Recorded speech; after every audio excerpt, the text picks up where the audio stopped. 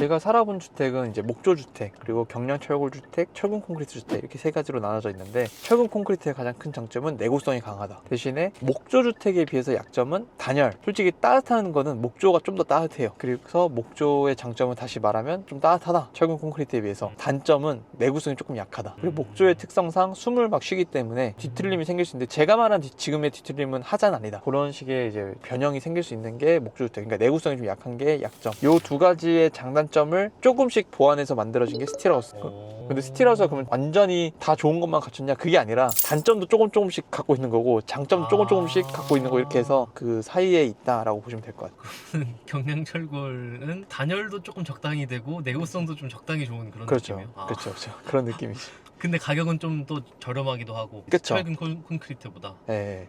그럼 그래서 추천하는 걸 뭘로 추천하실 수가 있는 거예요? 그러니까 이거는 주관에 따라 달라요. 자기가 갖고 있는 금액도 중요한 것 같고, 그리고 주관만이 아니라 자기 상황에 따라 또 달라요. 그러니까 지금 말한 것도 상황이죠. 그러니까 쉽게 말하면 경량철골 목조주택이 아무래도 철근 콘크리트보단 싸요. 그러면 꼭 경제적인 것만 중요하냐? 그렇지도 않아요. 예를 들어서 철근 콘크리트의 또 단점 중 하나가, 어쨌든 목조주택이 좀 더 친환경적이에요. 그래서 뭔가 아토피 있는 사람들은 철근 콘크리트 집보다 목조주택을 더 선호하기도 하거든요. 그래서 이런 자기 상황에 따라서 지을 수 있는 방향성이 달라지기 때문에, 저한테 물어본다고 해도 저도 그냥 제가 생각할 때 좋은 집을 말씀드리는 거지, 제가 선택한 집이 제일 좋다라고 말하기는 좀 어려워요. 근데 저는 개인적으로는 철근 콘크리트를, 원래 옛날에 목조주택을 되게 좋아했어요. 경량철골이나 빨리 짓기도 하고, 그리고 가격도 좋고, 그리고 저도 친환경이라는 걸 사실 너무 좋아했었기 때문에 스틸하우스나 목조주택을 좀 더 선호했는데, 지금은 아무래도 부동산이라는 게 또 우리의 자산의 되게 큰 부분을 차지하기 때문에, 은행에서 만약 우리가 이걸 가지고 대출을 빌린다라고 하면은, 목조주택이나 경량철골은 아직 은행에서 봤을 때는 자산의 가치를 좀 낮게 평가해요. 철근 콘크리트에 비해서 평당 한 100 정도 차이 나요.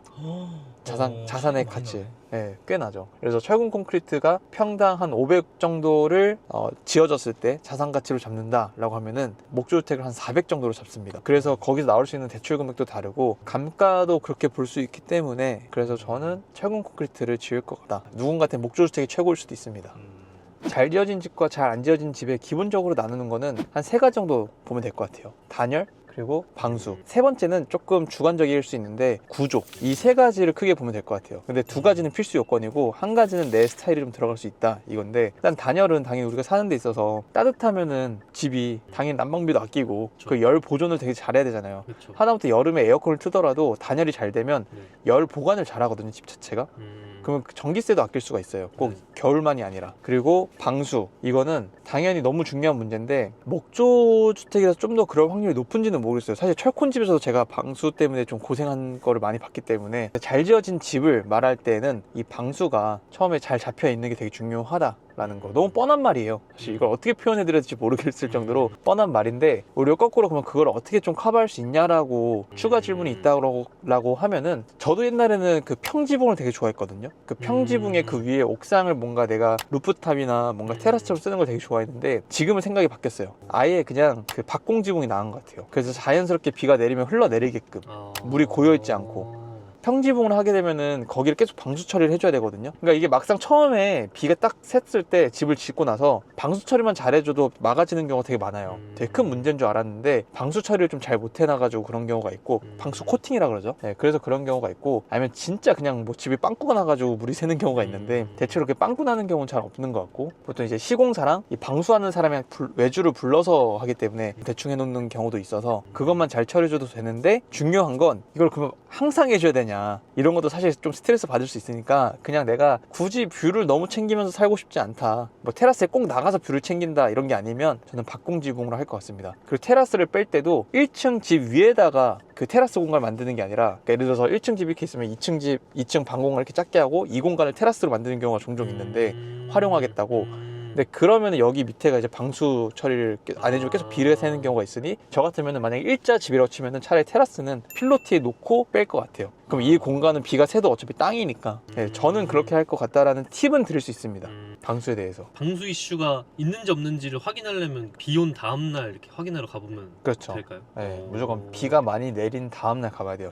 적당히 내려도 잘 확인이 안 되고, 많이 내린 다음 날. 집을 알아보러 갈 때도. 그렇죠. 어. 그래서 그때 꼼꼼히 모서리나 이렇게 천장 같은 거 보면은 이제 금방 파악이 됩니다. 그 의도적으로 문제가 있는 집은 그 다음날 막 안 보여줄 수도 있겠네. 그러는 경우도 가끔 있어요. 어. 네, 저는 이제 중개사니까 사실 그런 거 가리지 않고 이제 우리 현장에는 그런 적이 없어서 편하게 보여드리고 했는데, 참고로 저희도 처음에 집 지었을 때는 방수 처리가 온전히 다 되기 전에는 비가 샌 적이 있어요. 좀 고생한 적이 있어요. 그래서 그거를 방수 코팅을 다 해보고, 제가 말씀드린 건 다 경험에 의한 거라서, 그래서 그게 하자라고 얘기할 게 있고 하자가 아니라 보수해야 될 거라고 볼 게 있고 이렇게 나뉘는 게 좀 있는데, 제가 말할 때 하자는 진짜 고칠 수 없는 거, 그건 정말 이제 큰일 난 거죠. 어떻게 보면 다시 공사를 해야 되는 건데, 시공사도 완벽히 지으려고 최대한 노력을 해도 모르는 경우가 있거든요. 그래서 다 지어지고 나서 비 오고 난 다음에 다시 그거를 일부는 보완해 주는 경우가 있어요. 이거는 전원주택이라서가 아니라 아파트를 가더라도 아파트는 오히려 더 심각한 경우도 있어요. 뭐 진짜 이번에 비 왔을 때 뭐 어떤 아파트에서는 뭐 지하에 다 물 담겼다 이런 얘기도 있었잖아요. 그 정도 되면 이제 시공사의 문제지만, 그런 게 아니라 이제 물이 좀 샌 정도의 흐름이 있다 그러면은 위에 방수 코팅을 좀 잘 다시 한번 처리해 주면 된다.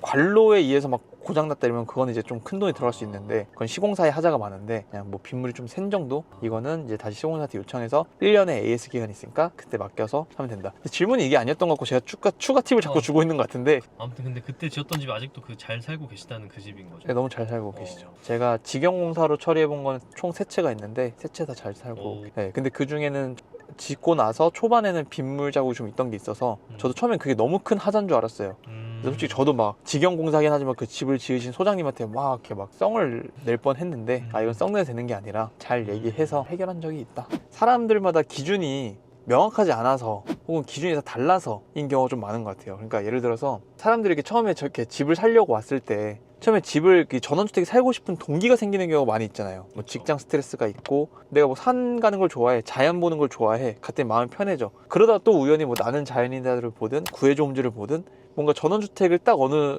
공간에서 보게 됐어요. 그랬을 때 와, 나도 저기 살고 싶다, 혹은 어릴 때 집으로 돌아가고 싶은 마음, 뭐 이런 것들이 생길 텐데, 그 로망을 준 집을 내가 찾으러 다닐 때 똑같이 찾기가 쉽지 않다는 거예요. 결국 이것도 부동산이거든요.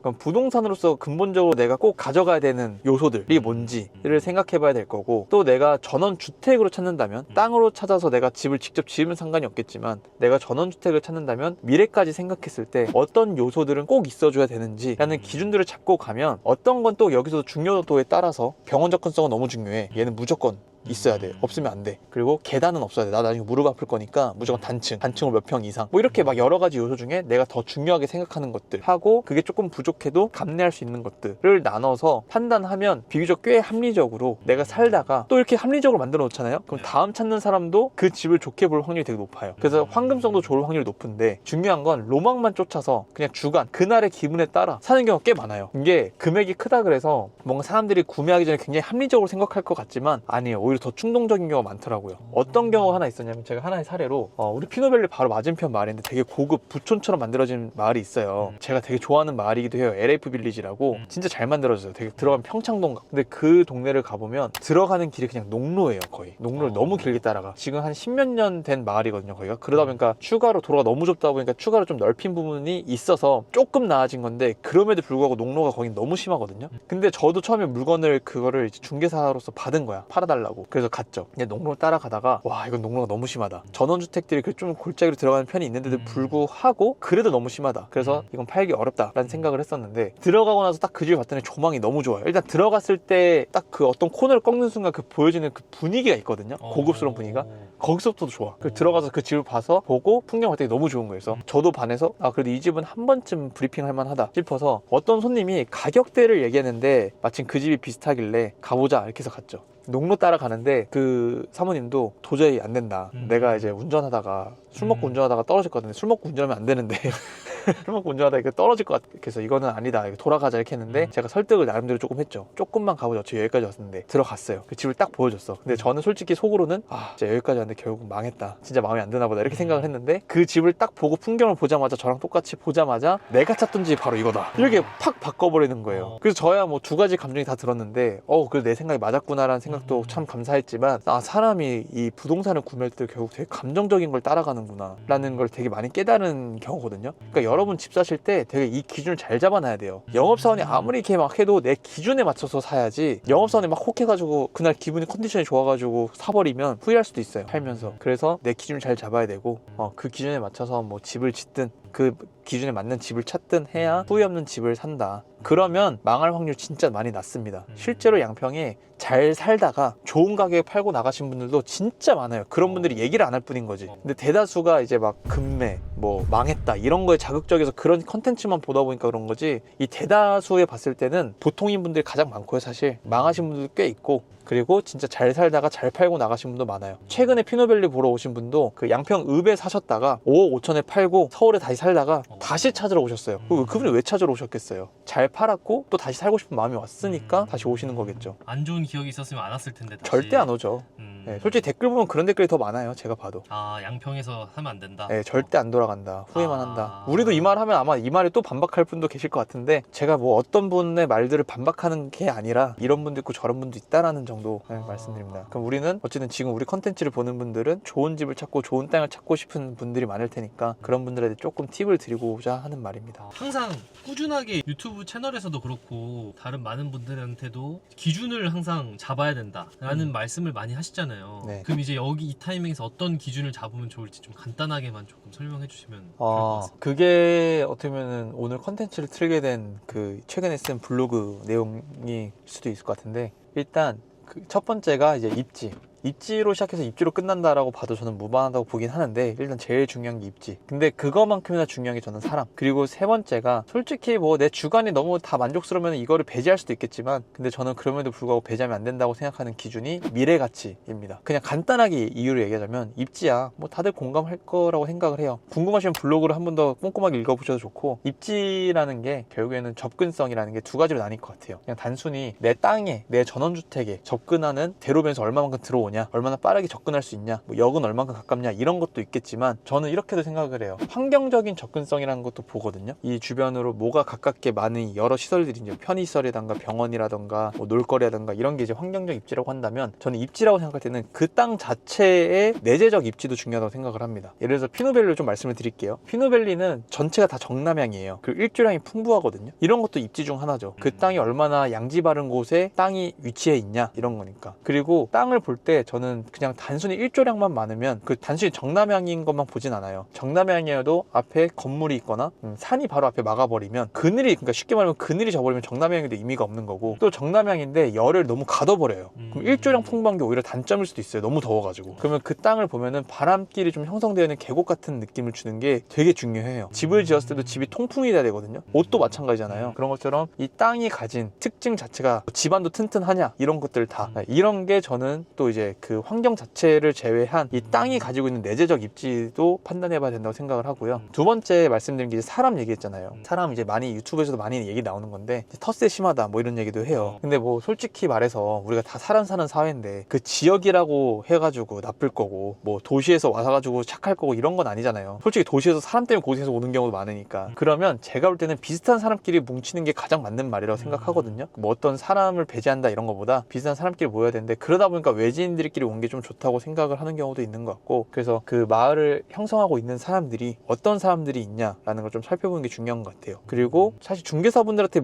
물어보면 어느 정도 조금 알려주기도 하는데, 그 마을에 살고 있는 사람들의 커뮤니티가 어떻게 형성되어 있냐, 이런 것도 좀 체크해 보시면, 내가 살면서 뭐 내가 프라이버시 하고 싶어, 내 사생활 터치 받고 싶지 않아 라고 했을 때 그렇게 좀 분위기가 형성되어 있는 곳인지, 아니면 너무 커뮤니티가 외지인들끼리 모이는데 불구하고 너무 커뮤니티가 잘 돼 있어서 맨날 막 모여야 되고 막 이러는지, 그게 좋을 수도 있잖아요. 그러니까 그거는 자기 성향에 따라서 선택을 해볼 수 있는데, 다만 사람이 되게 중요하다라는 거고, 팁 하나만 드려도 돼요? 예를 들어서 좀 세컨하우스 형식으로 되어 있다 라고 하면 아무래도 커뮤니티가 막 엄청 강하게 형성되지 않는 경우가 있죠. 근데 실거주 위주로 외지인이어도 그렇게 형성되어 있다 그러면 커뮤니티가 좀 더 강해지는 경우가 좀 있습니다. 아무래도 세컨하우스나 주말주택은 그때 잠깐 왔다 다 들리기 때문에, 그렇죠? 그래서 그 분위기를 보면은 내가 어느 정도 파악해 볼 수 있어요. 내 성향에 맞는. 그 다음에 이제 세 번째 말씀드린 게 미래 가치잖아요. 미래 가치라는 게, 제가 이제 저도 전원 생활을 하고 있고, 제가 전원 생활하면서 가장 만족스러웠던 거는 사실 자연 속에 살면서, 도시에서는 지금도 도시에 서울에 미팅을 많이 나가긴 하는데, 서울에 가면 너무 복잡해요. 마음도 막 너무 급해지고 막 그런 복잡함이 막 있는데, 이런 데서 마음 편해지잖아요. 그래서 일단 주거로서의 만족, 그러니까 그게 내 삶의 가치를 되게 올린다라는 걸 많이 느꼈는데, 하지만 부동산은 경제적으로서 자산 가치를 가장 많이 차지하긴 하잖아요. 네, 내 자산에서 경제적인 부분을 가장 많이 차지하는데 그 부분에서 전원주택이 아무래도 매니아적이고 솔직히 서울의 아파트보다는 수요층이 적어요. 그래서 내가 팔 때 잘 팔려야 되는 집을 찾아내는 게 되게 중요한 포인트인데 그걸 황금성이라 표현하죠. 근데 황금성이라는 표현을 하려면 결국엔 또 재테크적인 표현이 들어갈 수밖에 없습니다. 그게 미래 가치라고 생각을 하고 있고 단순히 지금 좋다, 지금 내 마음에 들었다, 여기 땅이 왔더니 분위기 너무 좋은데? 이렇게만 끝내는 게 아니라 아까 말씀드린 뭐 입지적이든 부동산적으로 검토해야 될 것들이 많이 있잖아요. 입지적인 거든 아니면 뭔가 여기 개발 호재가 있든 뭐 이런 부분들을 검토해보고 여기가 앞으로도 사람들이 그래도 꾸준히 찾아올 만한 대구나, 앞으로도 꾸준하게 거래가 될 만한 대구나 라는 거를 충분히 파악해 볼 수가 있습니다. 밸류맵이라는 플랫폼도 우리가 자주 이용하는데 거기에 보면 주변에 거래량이 많이 일어나고 있는지 이것도 되게 중요한 요소고 이런 식으로 미래 가치가 어떻게 될 것 같은지 이걸 제가 뭐 돈을 많이 벌기 위해서 말씀드린 게 아니라 나중에 내가 팔고 싶은 시점에 그래도 어느 정도 황금성에 대한 보장이 돼야 되니까 미래 가치가 되게 중요하다라고 말씀드리는 거예요. 그 하나 궁금한 게 생겼는데 아까 처음에 말씀해주신 첫 번째 중에서 정남향인데도 빛이 가둬지는 곳이냐 통풍이 잘 안 되냐 이런 것들은 좀 갔을 때 사람들이 좀 느낄 수가 있어요? 그게 땅을 밟아보면? 그게 솔직히 이렇게 경험이 없는 분들은 알기가 어렵죠. 예를 들어서 기준이 잡혀 있으면은 알겠죠. 그 말이 뭐냐면 비교를 할 수가 있고 그 말이에요. 네. 내가 땅을 이렇게 몇 군데 가보면 비교가 되죠. 그러니까 하루에 임장할 때 저희 만약 피노빌리 오셔도 제가 다른 현장도 같이 보여드려요. 저희는 그렇게 몇 군데를 가보면 확실히 똑같이 습해도 좀 덜 습한 데가 분명히 있고 그거는 이제 통풍이 된다는 얘기인 거고 뭐 그렇다고 우리가 뭐 습도계를 들고 다닐 건 아니지만 그런 식으로 느껴지는 게 있습니다. 그 햇살도 되게 따가운 데가 있고 좀 덜 따가운 데가 있고 그거를 제가 뭐라고 말하기에는 경험이 있어야 되는 거니까 임장을 많이 다녀보는 것의 중요성이네요. 그렇죠. 그렇게밖에 말씀드리기가 어렵네요. 저는 피노밸리 왔을 때 일단 일조량이야 제가 그 눈 내린 바로 다음날 왔는데 눈이 바로 녹아져 있는 걸 보고 좀 많이 놀랬고 두 번째로는 따뜻한 날 가봤더니 막연하게 덥지만 않더라고요. 그러니까 더운 건 맞아요. 이거를 부정할 수가 없어. 더운 날 덥지 어떻게 안 더울 수가 있어요. 맞아. 더운 날 뭐 에어컨을 뭐 누가 뭐 하늘에서 틀어주는 것도 아닌데 근데 똑같이 더운데 뭔가 선선하다라는 느낌을 받을 때가 있고 그리고 똑같이 추운데 뭔가 시원하다라고 느낌을 주는 데가 있어요. 막 칼바람이 에이는 느낌이 드는 데가 있고 있습니다. 그걸 이렇게 임장을 많이 다녀보면 알아요. 아무튼 그 저번에 설명해 주셨던 인터넷으로 이제 임장해보는 방법 또 활용해 보시고 이렇게 직접 또 임장 또 현장에 가보시고 그 두 가지를 좀 잘 해보시는 게 나만의 전원주택 생활을 찾는 데 되게 도움이 된다. 맞아요. 감사합니다. 감사합니다.